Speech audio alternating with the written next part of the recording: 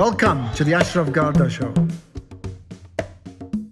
So I speak to you in the midst of South Africa's Women's Month, August, and then Women's Day that's come and gone, the 9th of August, and linked to all of that are massive campaigns from governments to brands to agencies to a whole lot of NGOs, cottoning on to the idea to amplify women in South Africa, women empowerment, women's roles, and also when women are sadly victims of a whole lot of things. Now, with that in mind, what certainly piqued my interest, and I thought it's perfect for us talking about it here in the Marketing Wars feature, is a campaign around South Africa's coat of arms to, goodness, what have it changed?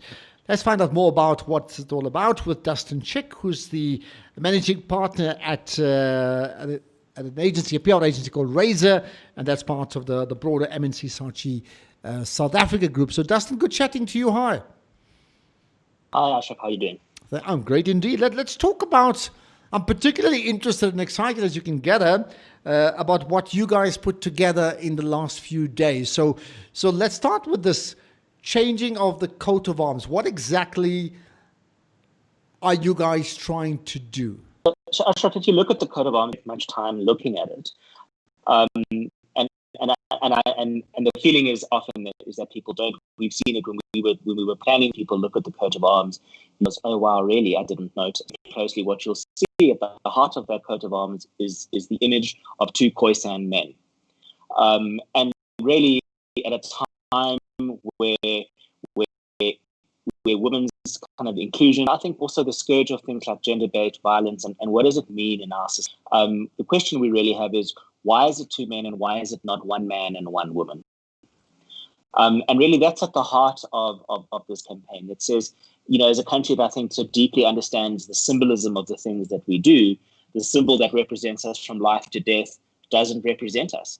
And I think there's an opportunity to do the right thing, but even then, move on from a lot of these Women's Day campaigns and people I've spoken to have spoken about them as the pink and the fluff of these Women's Day campaigns and actually do something that is far more meaningful.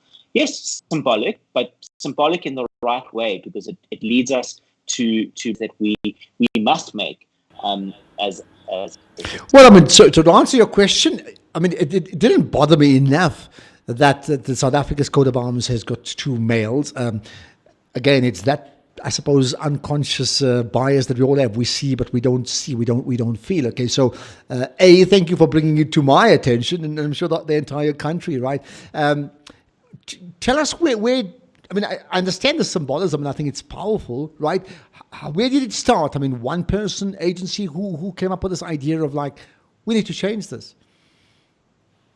Sometimes the biggest idea start with the most simple conversation is normally it's somebody that says, "Hey guys, I have an idea."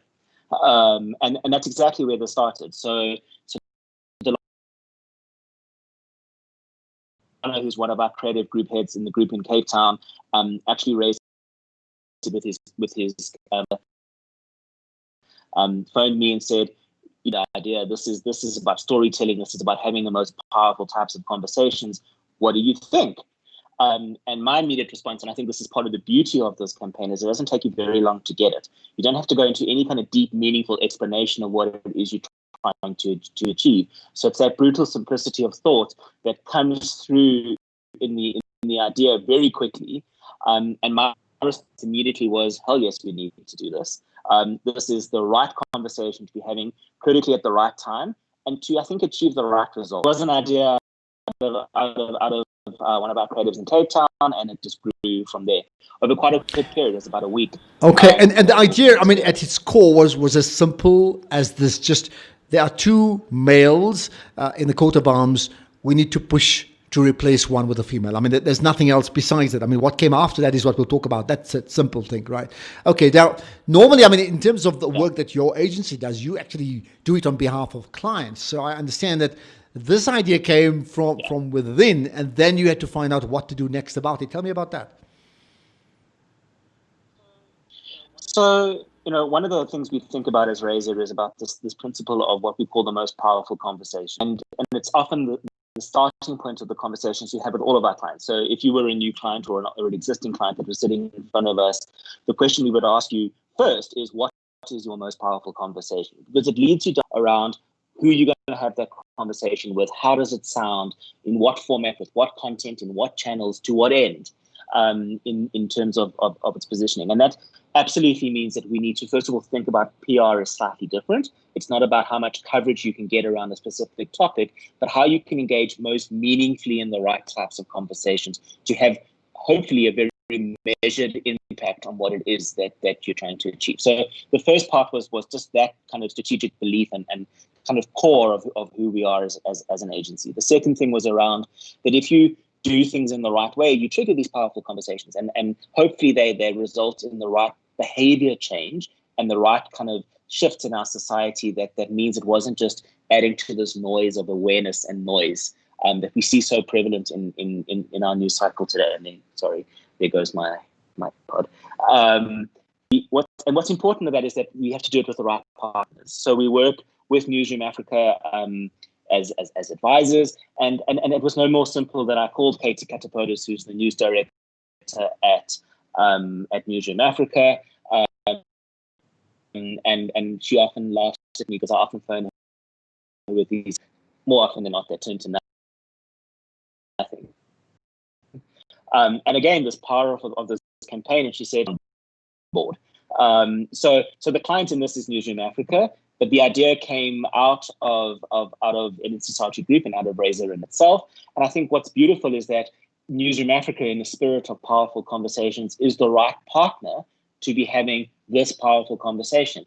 They have the credibility, they have the audience, they have the capability to take something like this forward. And it sits beautifully with their brand as well, because they talk about how you're challenging some of these norms. They talk about how the role of news, I guess, in our society.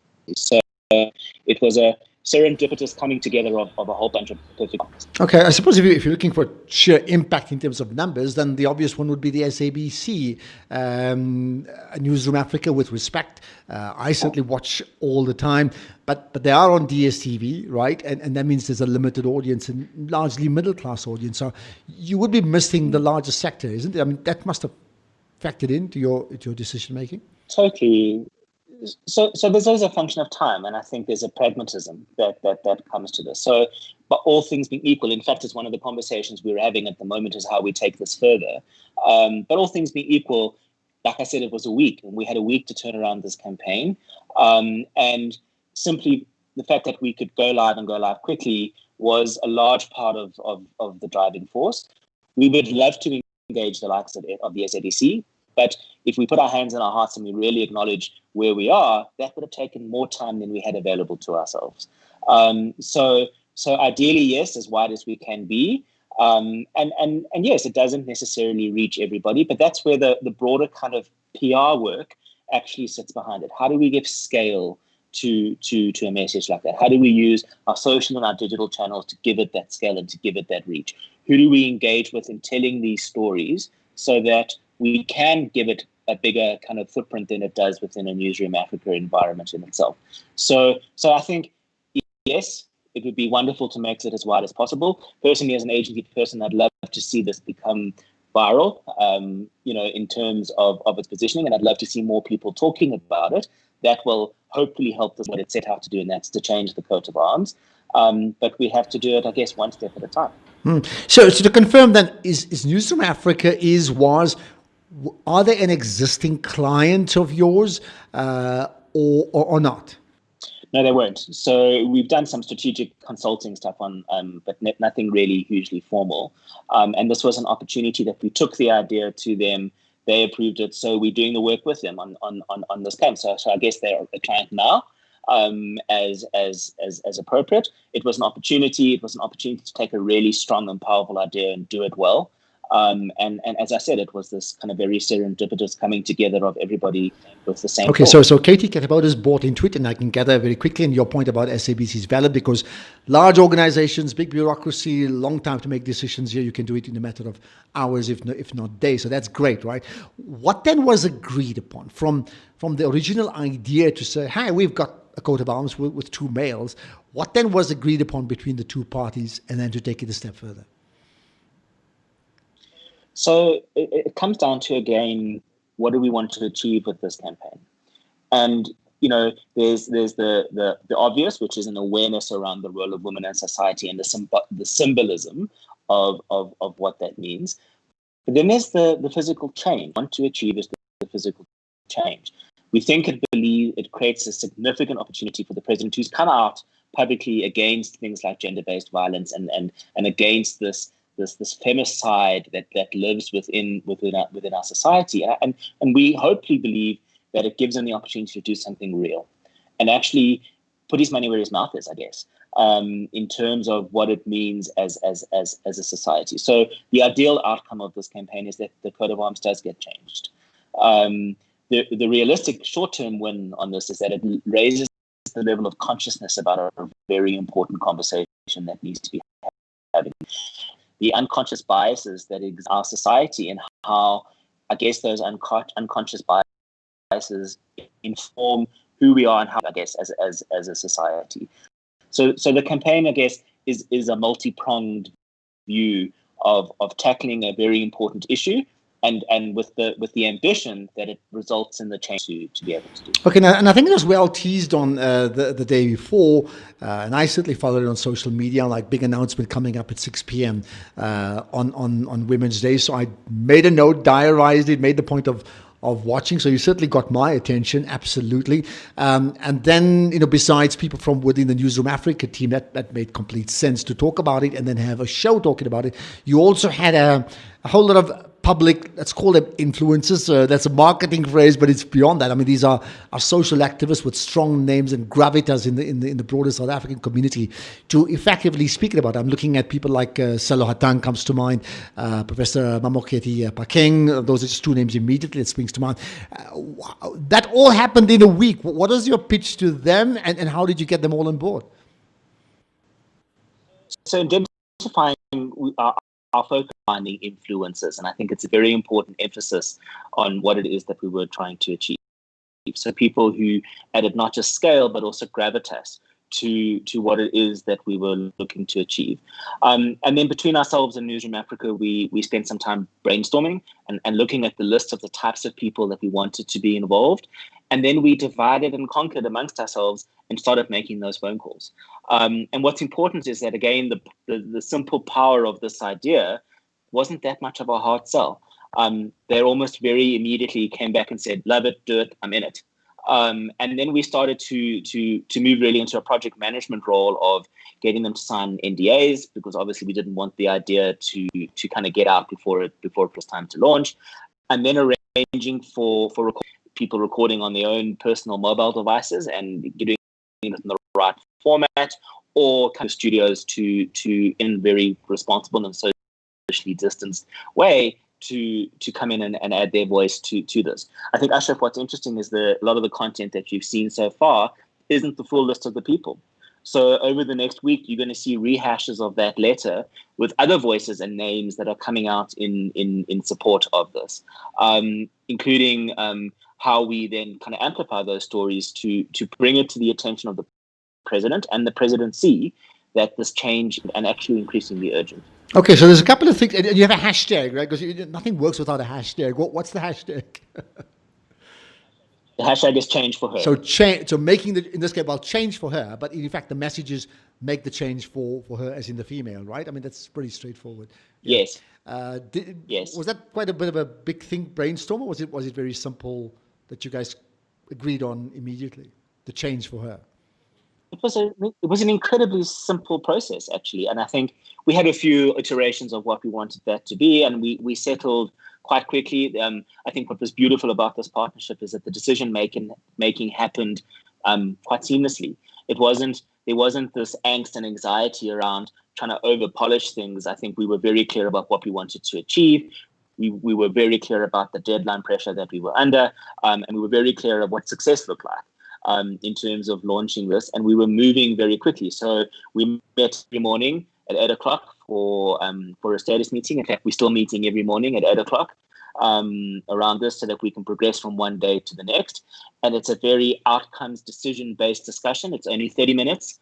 It's the most powerful 30 minutes we'll spend in our day, so that by tomorrow morning, what we wanted to move the needle on today is done. And then between the Razor team and the Newzroom Afrika team, we divide and conquer, and we get out and we make things happen. So tomorrow morning's discussion will be very different to this morning's discussion, because everything from this morning would have been action. Okay, that's fair. Well, again, moving with the speed of light to get things done, right? So some questions and concerns. The one is like, and I'm quoting.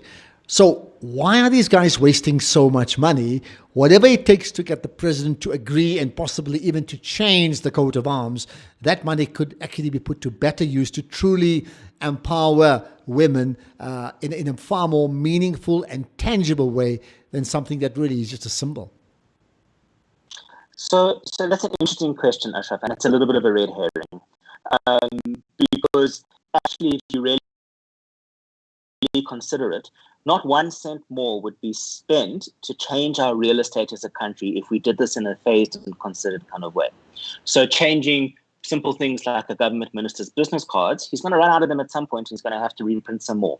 And that money has already been allowed for. There's not 1 cent more that needs to be spent in that space. And the same applies to changing our real estate or the signage on buildings or whatever it might be. So I think we must have conversations about change, and rather look for ways that can enable this change.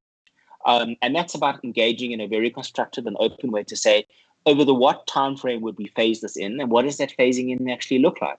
Because it is a simple change, and the kinds of CIs that need to come with this. It's literally swapping one image out for the next and putting it into your real estate and your timeline for these kind of things. In which case, spend 1 cent more in trying to do it. So I caution against the red herring in that space. It's about how you think about things and how you respond to it. Then about the symbolism. I don't think we should underestimate symbolism as a country. We have a lot of deep symbolism over our history, and it stood us, I think, in good stead. At a time where there's a lot of negative sentiment and a lot of, I guess, lockdown in our society, I think our symbolism is more important than ever before. And actually, we need to have this positive sum gain view of the world. So I challenge them, those naysayers, to come back and give us a positive view, because I think it's important that symbolism is made, and I think it's important. In fact, I think about Hector Peterson, what that means in Nelson Mandela, and the symbol around his birthday of 67 minutes. So yeah, I think your point is well taken. Now, on a realistic level, I mean, one thing is rolling out the interest, and I'm certainly far more aware of it now. But the other is really getting, and I don't know the rules, getting the president and getting the constitution possibly changed to agree on this. I mean, do you see there's a long shot? Because I think there's a campaign, but there's also has to be somebody dealing with the bricks and mortar around changing the architecture of actually getting government to approve an actual change. So we didn't fly into this blind. Part of our consultations over the last week was legal consultations to actually answer this exact question so that we understood what we were asking for, and to ensure that what we were asking for was practical and doable. So according to our legal opinion, it actually just requires a proclamation from the president to be able to do it.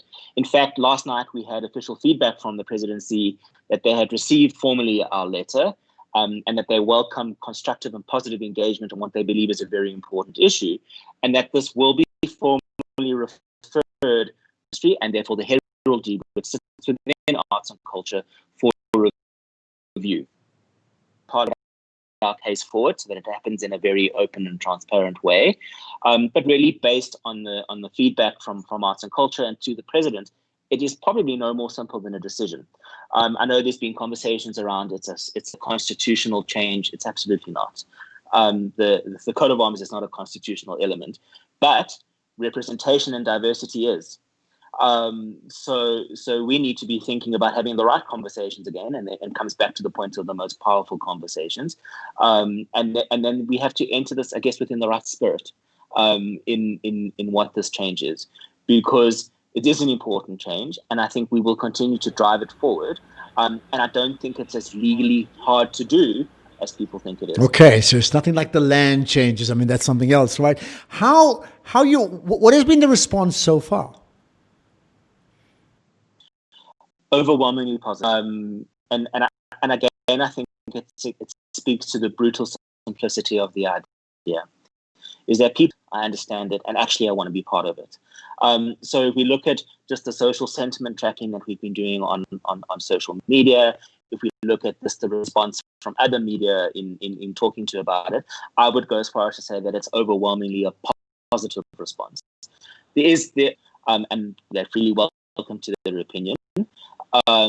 But actually, on the whole, the mix is well into the 90% positive 100%. Well, as you know from the Champion South Africa movement that I drive, very, very happy to lend our support. So if you ask on it, we will say yes. Just so you know, right? In which case we're asking for it. Well, yes. Finally, sounds great. Love the ideas. What could go wrong?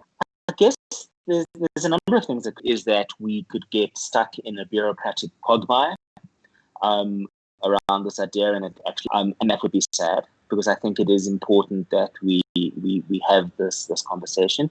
The other thing that I think could go wrong is it becomes a political conversation, and it really isn't one. This is about our society and our people, and the inclusion and representation of women in our society, and that's our South Africanness, and I think we need to be embracing that.